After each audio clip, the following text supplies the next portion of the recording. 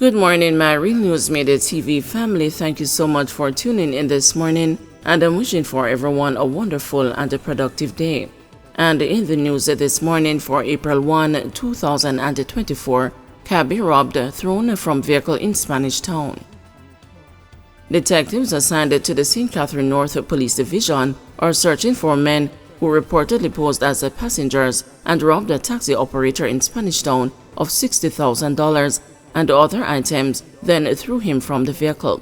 The police say about 10:50 p.m. on Saturday, the taxi operator was driving his motorcar along Morrison Street in Spanish Town when two men signaled him to stop. Upon boarding the vehicle, one of the men brandished a gun and the other placed a bag over the driver's head. The men took control of the vehicle and later threw the driver into a canal along a section of St. John's Road. The hoodlums sped away with the vehicle, which was later found abandoned in the vicinity of G.C. Foster College. PNP raises Palestinian flag in support of Middle East States Land Day. While blasting the governing Jamaica Labour Party for the cowardly approach it had taken in the Hamas-Israeli conflict, opposition spokesperson on foreign and foreign trade, Angela Brown-Burke, has reiterated the People's National Party's support for Palestinians.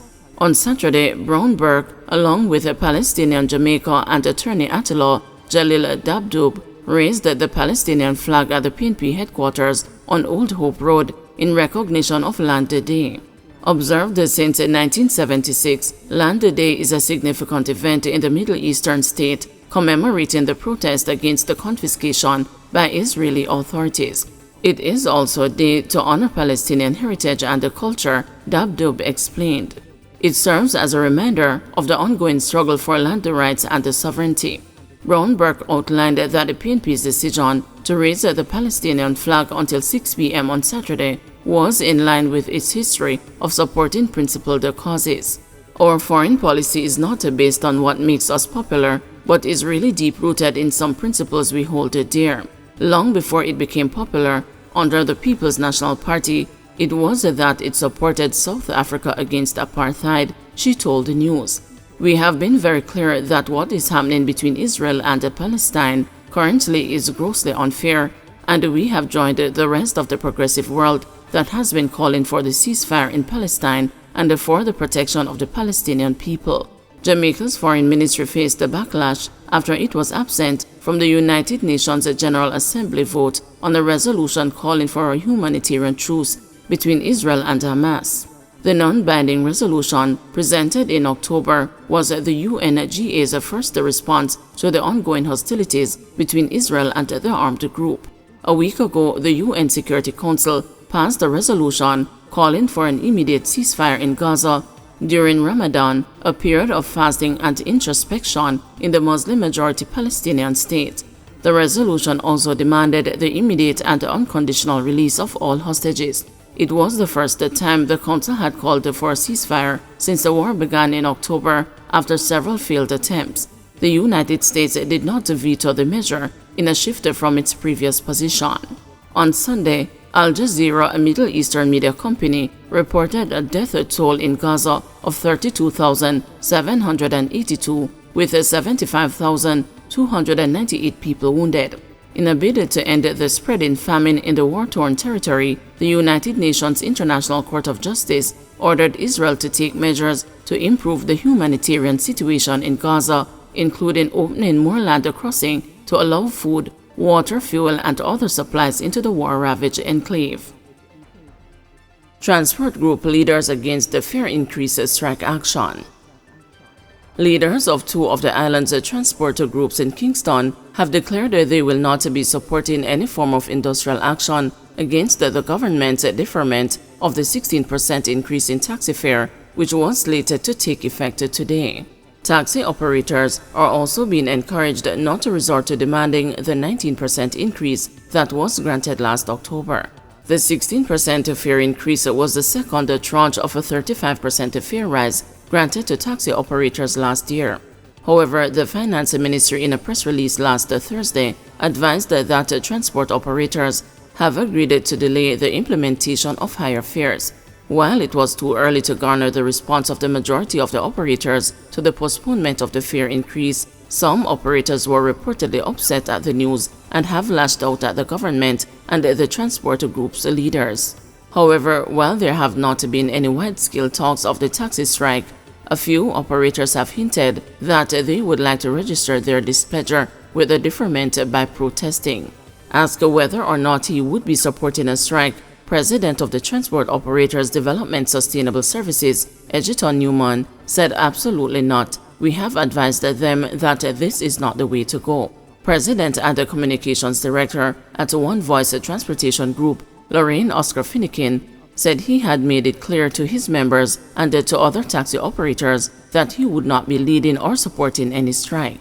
I have said any contemplation of any industrial action by the sector don't look to Mr. Finnegan to participate, he said. Finnegan went further to say that he told one operator who contacted him about leading a strike that if the demonstration is to save my son's life, he is going to die because I am not leading any demonstration. Newman, however, is confident that the operators will accept the reason given for the delay in the fare increase.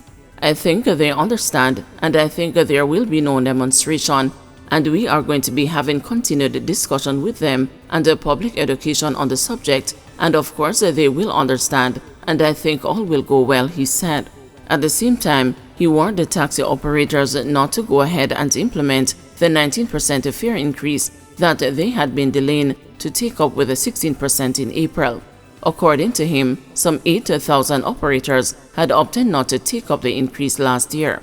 We were encouraging them to take it up, but they refused because they say the commuters can't afford it. But we are saying to them now, if you didn't take it then, you can't take it now because it's going to create a more challenge on the commuters. After all, they hear the announcement that the fare increase has been deferred, and now you are going to be saying to them, pay the first increase. We don't see it working that way, Newman said.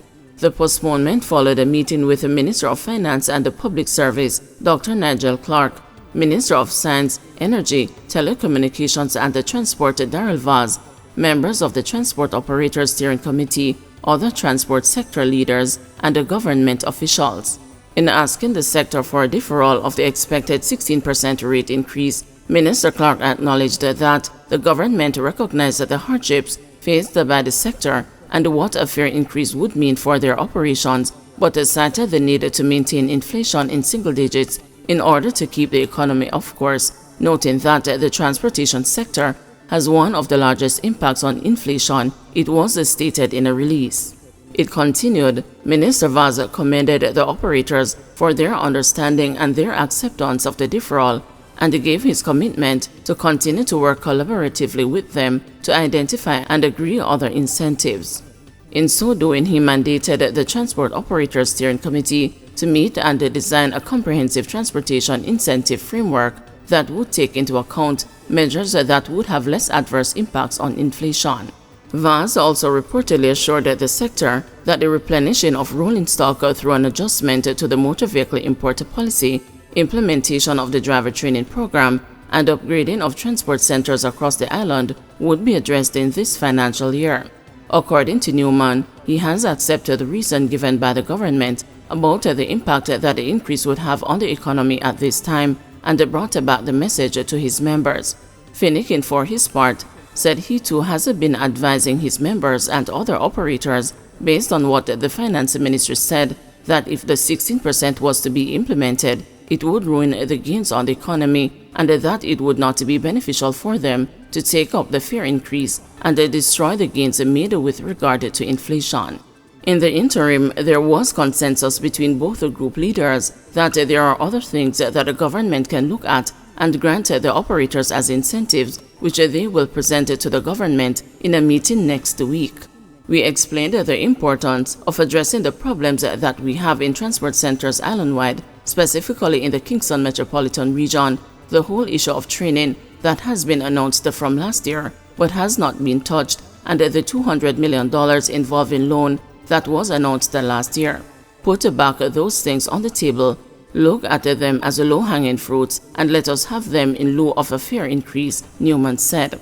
Adding to that proposal, Finnegan said he would be asking for the removal of yellow lines in some areas so that taxi operators would be able to pick up their passengers without being ticketed, and for police to refrain from ticketing the operators in the Spencer James Park in Halfway Tree, which he says, to the best of his knowledge, has not been gazetted as a road.